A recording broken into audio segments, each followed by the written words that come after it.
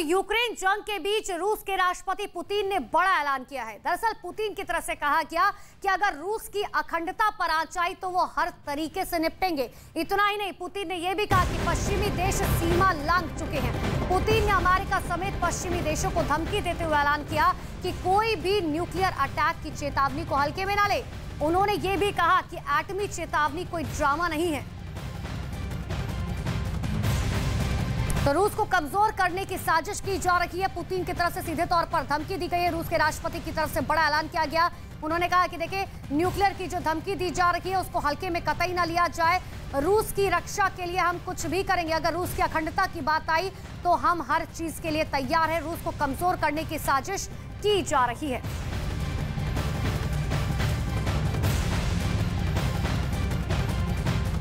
तो आज पुतिन ने पश्चिमी देशों पर 5 बड़े प्रहार किए।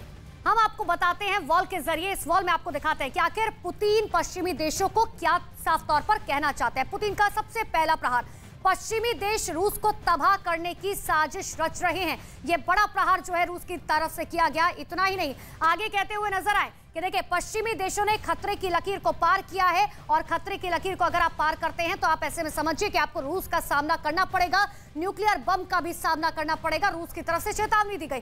तीसरा बड़ा प्रहार जो किया गया, रूस की अखंडता को चुनौती को जो है कतई बर्दाश्त नहीं किया जाएगा। यह पुतिन साफ तौर पर कह रहे हैं कि अगर अखंडता की बात आई रूस की तो उसे बर्दाश्त नहीं किया जाएगा, क्योंकि रूस को तोड़ा नहीं जा सकता, उसे कमजोर नहीं किया जा सकता। इतना ही नहीं, चौथा बड़ा प्रहार, पश्चिमी देशों के खिलाफ हर विकल्प का इस्तेमाल हम कर सकते हैं। यह एक बहुत बड़ी धमकी यहां पर रूस देता हुआ नजर आ रहा है कि देखिए, पश्चिमी देशों के खिलाफ हम कोई भी विकल्प, अगर कोई भी विकल्प बचता है, न्यूक्लियर भी विकल्प बचता है, तो इसका इस्तेमाल भी किया जा सकता है। और पांचवा और आखिरी बड़ा प्रहार जो पुतिन की तरफ से किया गया, यूक्रेन में जारी स्पेशल ऑपरेशन में किसी भी तरीके का बदलाव नहीं होगा। यानी कि जिस तरीके से ऑपरेशन चल रहा है वो ऑपरेशन चलता रहेगा, उसमें किसी भी तरीके का बदलाव नहीं होगा। पुतिन साफ तौर पर यह क्लियर कर चुके हैं। और इसी बीच देखिए, अपने संबोधन में रूस के राष्ट्रपति पुतिन ने कई बड़े ऐलान किए। परमाणु हमले की धमकी के अलावा कहा कि डॉनबास को आजाद कराना उनका लक्ष्य है। डॉनबास में अपनों की सुरक्षा के लिए वो हर संभव साधन जुटाए जाएंगे। पुतिन ने कहा, मातृभूमि और इसकी संप्रभुता की रक्षा के लिए वो आंशिक लामबंदी पर जनरल स्टाफ के फैसले का समर्थन करना जरूरी समझते हैं। तो डॉनबास को आजाद कराना सबसे बड़ा लक्ष्य है। रूस की तरफ से कहा गया कि वहां पर जो लोग रह रहे हैं उनकी आजादी हमारे लिए सबसे महत्वपूर्ण है और अखंडता जिसकी बात लगातार रूस कर रहा है, इसके लिए वो कुछ भी कर सकता है। ये धमकी जो है लगातार रूस की तरफ से दी जा रही है और साफ और स्पष्ट शब्दों में ये कहा जा रहा है कि देखिए, अगर अखंडता की बात आई तो हम न्यूक्लियर बम का भी इस्तेमाल कर सकते हैं। लेकिन एटमी जंग के ऐलान के साथ साथ पुतिन ने ऐसा प्लान बनाया है कि सांप भी मर जाए और लाठी भी ना टूटे। इसी को लेकर वो क्राइमिया वाली चाल चलने वाला है, यानी कि यूक्रेन के लोगों को अपने में मिलाना। लेकिन देखिए, इसको लेकर क्या कुछ तैयारी की गई है। इसको लेकर पुतिन ने यूक्रेन के उन इलाकों को चुना है जहां उनकी सेना की धाक है। अब हम आपको ये क्यों बता रहे हैं ये समझिए। देखिए, नागरिकों का सम्मान जो है वो किया जाए, पुतिन का आखिरी पंच है, वो उनका कब्जा है। खासकर डॉनबास की बात करें, खेरसन की बात करें, जापोरोजिया, ये वो इलाके हैं जहां के लोगों को पुतिन अपने में मिलाना चाहते हैं और इसीलिए बार बार कह रहे हैं कि देखिए, नागरिकों का सम्मान जो है करना वो बहुत ज्यादा जरूरी है। और ये मैप के जरिए मैं आपको लेफ्ट हैंड साइड पे ये दिखा रही हूँ कि दरअसल वो कौन कौन से इलाके हैं जो लगातार पुतिन इस बात की धमकी दे रहे हैं कि ये इलाके जो हैं हमें अपने साथ मिलाने हैं, जिसमें लुहांस्क, डोनेट्स्क, जापोरिजिया और खेरसन जो है शामिल है। हालांकि इसको लेकर पुतिन ये भी कहते हैं कि वहां यहाँ के लोगों का सम्मान करेंगे और नागरिकों के फैसले को माना जाएगा। इतना ही नहीं, यहाँ के युवाओं को सेना में शामिल किया जाएगा। यानी कि ये जो आप देख पा रहे हैं जगह, यहाँ के लोगों को, युवाओं को सेना में शामिल किया जाएगा और इन्हीं इलाकों में रूस की सेना को कम भी किया जाएगा। ये बात पुतिन की तरफ से कही गई है। और देखिए, इसी बीच रूस ने यूक्रेन की सीमा से लगते हुए इलाकों में अपने 660 एयरक्राफ्ट भेजे हैं, जिसके बाद ये आशंका जताई जा रही है कि पुतिन के ऐलान के ठीक बाद इन एयरक्राफ्ट के जरिए यूक्रेन पर बड़ी एयर स्ट्राइक हो सकती है। तो यूक्रेन सीमा पर 660 एयरक्राफ्ट भेजे हैं, ये जानकारी अब तक है। पुतिन के ऐलान के बाद एक्शन की आशंका जताई जा रही है। 660 एयरक्राफ्ट भेजना अपने आप में बड़ी बात है और एयर स्ट्राइक की आशंका ऐसे में जताई जा रही है। लेकिन इसी बीच रूस यूक्रेन युद्ध पर एक और बड़ी खबर आपको बता दें, जहां पर अमेरिका ने रूस के खिलाफ कूटनीतिक घेराबंदी काफी ज्यादा तेज कर दी है। रूस के युद्ध अपराध पर अमेरिका ने यूक्रेन के साथ एक एमओयू साइन किया है। अमेरिका इस एमओयू के बाद युद्ध अपराधों की जांच काफी तेज करेगा। तो बड़ी जानकारी, अमेरिका और यूक्रेन ने एक एमओयू साइन किया है जिसमें युद्ध अपराध की बात लिखी गई है। हालांकि इससे रूस की तरफ भड़कता है ये देखने वाली बात होगी, लेकिन रूस के खिलाफ कूटनीतिक घेराबंदी जो है वो तेज कर दी गई है।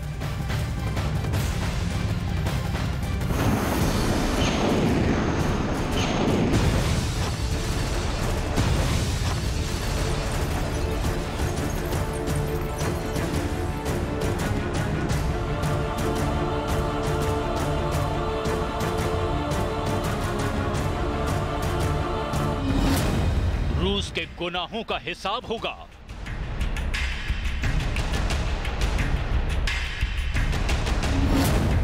बर्बरता के सबूतों की पड़ताल होगी। रूस की क्राइम फाइल से निकलेगा सारा सच।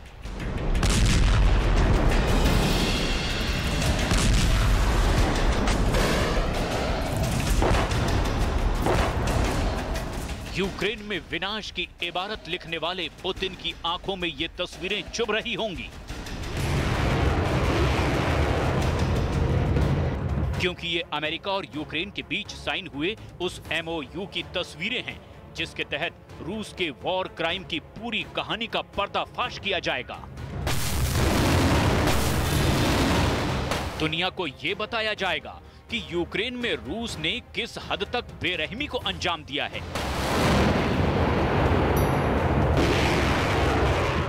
रूस के युद्ध अपराधों की जांच के लिए साइन किए गए इस एमओयू का सीधा मतलब है रूस के गुनाहों का हिसाब।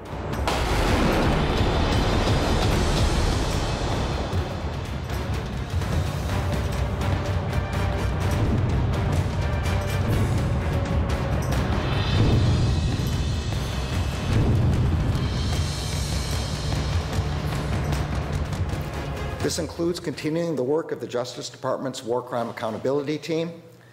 That team is providing Ukraine with a wide variety of technical assistance on criminal cases, including evidence collection and forensic analysis. America के अटॉर्नी जनरल मोरिक गार्लैंड और यूक्रेन के प्रोसिक्यूटर जनरल एंड्री कोस्टिन की ये हस्ताक्षर ये भी बताते हैं कि आपसी सहयोग से रूस की क्राइम फाइल्स का एक-एक पन्ना तलाशा जाएगा। This memorandum of understanding allows us to step up our common efforts in ensuring accountability for international crimes.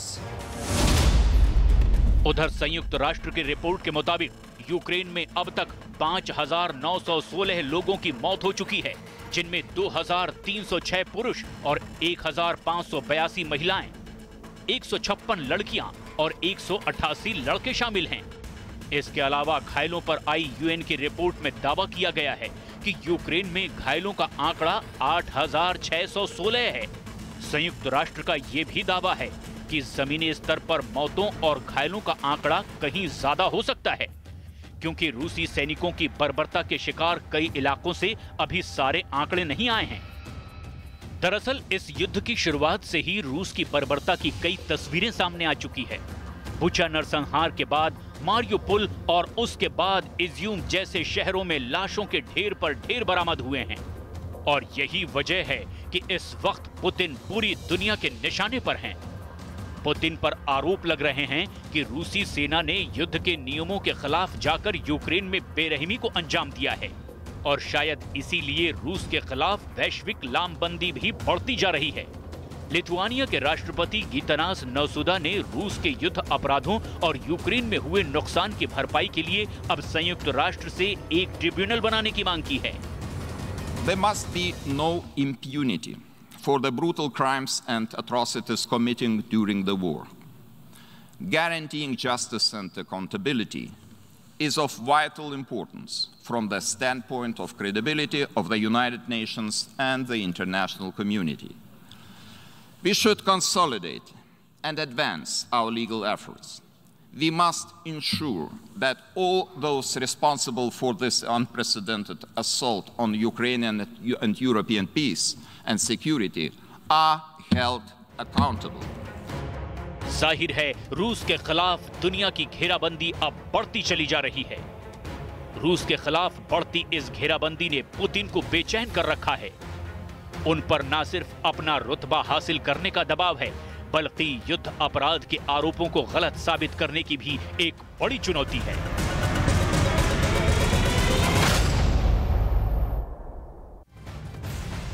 तो पश्चिमी देशों को चेतावनी के साथ साथ यूक्रेन पर रूस का हमला लगातार जारी है। रूस ने यूक्रेन के एक और परमाणु प्लांट पर हमला बोल दिया। ज़ैपोरिज़िया के बाद निकोलेव शहर के एक परमाणु प्लांट के बिल्कुल करीब रूस की एक मिसाइल गिरी है और इस हमले के बाद यूक्रेन में फिर से हड़कंप मच गया है। यूक्रेन ने रूस पर परमाणु ब्लैकमेल का आरोप लगाया है। तो यूक्रेन ने रूस की सेना पर आरोप लगाया, प्लांट के बेहद करीब जो है ये हमला किया गया, यूक्रेन के परमाणु प्लांट पर हमला किया गया और यूक्रेन ने रूस की सेना पर बड़ा आरोप लगाया है कि प्लांट के करीब मिसाइल दागी गई।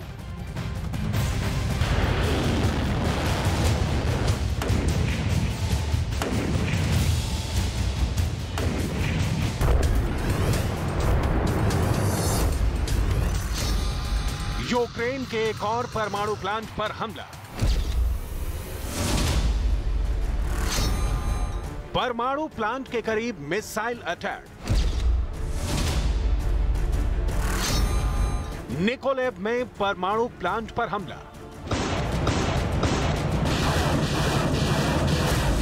मिसाइल अटैक की ये तस्वीरें यूक्रेन के एक और न्यूक्लियर प्लांट की हैं। यूक्रेन का दावा है कि रूस ने उसके एक और परमाणु पावर प्लांट को निशाना बनाने के लिए मिसाइल से हमला किया है। रूस ने जिस पियुदेन-नोक्रेन्स्क परमाणु पावर प्लांट को निशाना बनाया वो निकोलेव शहर के दक्षिणी हिस्से में मौजूद है और वहां से जो हमले का वीडियो सामने आया उसमें रात के अंधेरे में मिसाइल एक जगह से टकराती दिखी। मिसाइल टकराते ही तेज धमाका हुआ और रोशनी निकल पड़ी। यूक्रेन का दावा है कि ये मिसाइल अटैक परमाणु पावर प्लांट से महज 300 मीटर दूर गिरी। दावा यह किया गया कि मिसाइल फटने के बाद जोर का धमाका हुआ और आसपास के खिड़कियों के शीशे चकनाचूर हो गए। रूस के इस हमले के बाद यूक्रेन ने इसकी कड़ी निंदा की। यूक्रेन के परमाणु पावर प्लांट के निदेशक ने कहा कि रूस ऐसे हमले करके परमाणु ब्लैकमेल कर रहा है, यानी यह हमला पुतिन का परमाणु आतंकवाद है। Бачили певний ряд ядерного тероризму, який вони здійснили на Запорізькій станції, яку вони окупували раніше. В нашому регіоні ми спостерігали декілька ракетних обстрілів, які були спрямовані як на південь країни, так і на північ. बीते 6 महीनों में रूस ने यूक्रेन के कई ऐसे ठिकानों पर बम बरसाए हैं जिससे पूरी दुनिया की चिंता बढ़ गई थी। जंग शुरू होते ही रूस के सैनिकों ने चेर्नोबिल परमाणु पावर प्लांट पर कंट्रोल किया था। रेडिएशन फैलने की चिंता किए बगैर रूसी सेना ने वहां टैंक समेत भारी भरकम हथियार पहुंचाए थे। रूस के सैनिकों के इस कारस्तानी से यूक्रेन के बड़े हिस्से में रेडियो एक्टिव धूल फैल गई थी। दावा ये किया गया कि चेर्नोबिल पर कब्जा करने वाले रूसी सैनिकों में ज्यादातर को गंभीर बीमारियां हो गई थी और कुछ ही दिनों बाद रूस की सेना के निशाने पर ज़ैपोरिज़िया परमाणु पावर प्लांट आ गया था, जिस पर पूरी ताकत से हमला बोलकर मार्च में ही कब्जा कर लिया गया। अब फिर से रूस के निशाने पर यूक्रेन का पियुदेन-नोक्रेन्स्क परमाणु पावर प्लांट है। Ми все ж надіяли, що хватить здорового глузду не стріляти по ядерному об'єкту ракетами, оскільки це може спричинити до ядерної аварії. Але факт, виявлений вчора, 19 числа, свідчить, що вони перейшли на другий, скажімо, етап ядерного шантажу. हालांकि यूक्रेन ज़ैपोरिज़िया परमाणु पावर प्लांट को वापस कब्जे में लेने के लिए पूरी कोशिश कर रहा है। रूसी सैनिकों को खदेड़ने के लिए पलटवार कर रहा है। इसी वजह से प्लांट के आसपास काफी गोलाबारी हो रही है। दिन बीतने के साथ ही वहां के हालात खतरनाक होते जा रहे हैं। आशंका जताई गई कि एक भी मिसाइल अगर न्यूक्लियर पावर प्लांट से टकरा गई तो फिर रेडिएशन का ऐसा तूफान आएगा जिससे बच पाना यूक्रेन ही नहीं, यूरोप के कई देशों के लिए भी नामुमकिन होगा। खुद यूएन की संस्था IAEA यानी इंटरनेशनल एटॉमिक एनर्जी एजेंसी के चीफ ने ज़ैपोरिज़िया न्यूक्लियर पावर प्लांट की स्थिति को भयावह बताया था। अब दोबारा रूस ने निकोलेव के बड़े परमाणु प्लांट के करीब मिसाइल दागकर ये संदेश देने की कोशिश की है कि वो रुकेगा नहीं।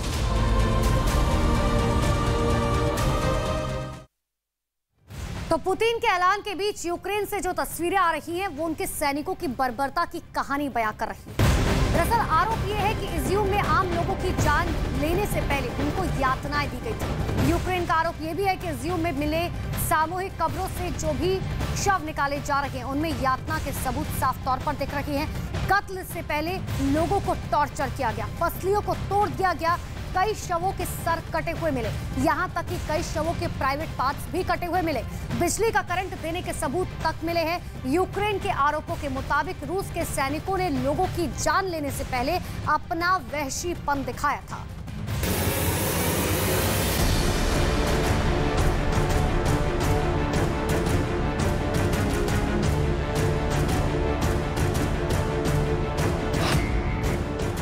रूस के सैनिकों की बर्बरता के सबूत।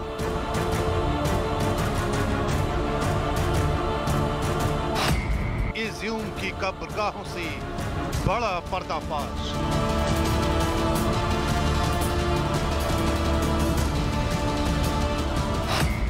इज्यूम में मिला रूस का टॉर्चर चैम्बर।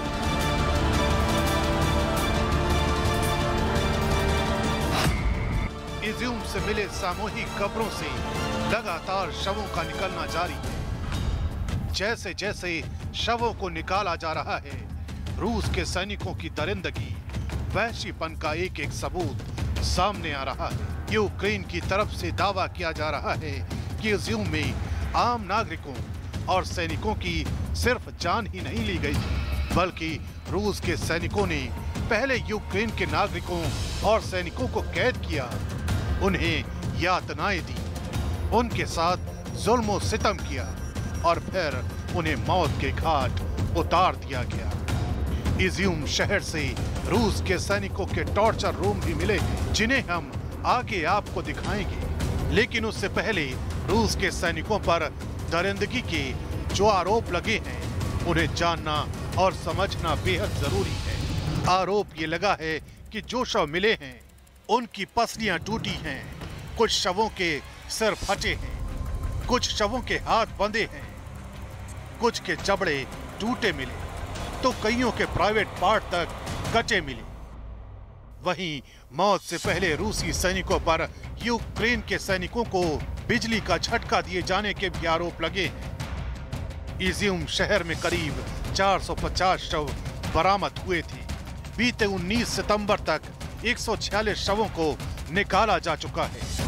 इन शवों की जांच की गई है, जिसमें दावा किया गया है कि कत्ल से पहले लोगों के साथ बर्बरता की गई थी। इसका सबसे बड़ा सबूत इस इलेक्ट्रिक केबल से मिलता है। आरोप ये लगाया गया कि रूस के सैनिकों ने यूक्रेन के नागरिकों और सैनिकों को बंधक बनाने के बाद उनको बिजली के करंट से टॉर्चर किया, उनको बिजली के झटके दिए गए, यानी मौत से पहले कई बार मौत से सामना। टॉर्चर का एक और सबूत देखिए, ये सोवियत के समय का टेलीफोन है, इसके साथ लगा है ये पीला तार। यूक्रेन का दावा है कि रूस के सैनिकों ने उनके नागरिकों को बंदी बनाने के बाद इसी पीले तार से करंट लगाया। इज्यूम में बूचा और मारियुपोल जैसा मंजर दिखाई देने लगा। शव निकलते जा रहे हैं और टॉर्चर के सबूत मिलते जा रहे हैं। Де збирають людей, щоб вбити. Депортації, спалені міста і села знищені повністю. Нічого не залишається живого після рашизму. Ракетний терор.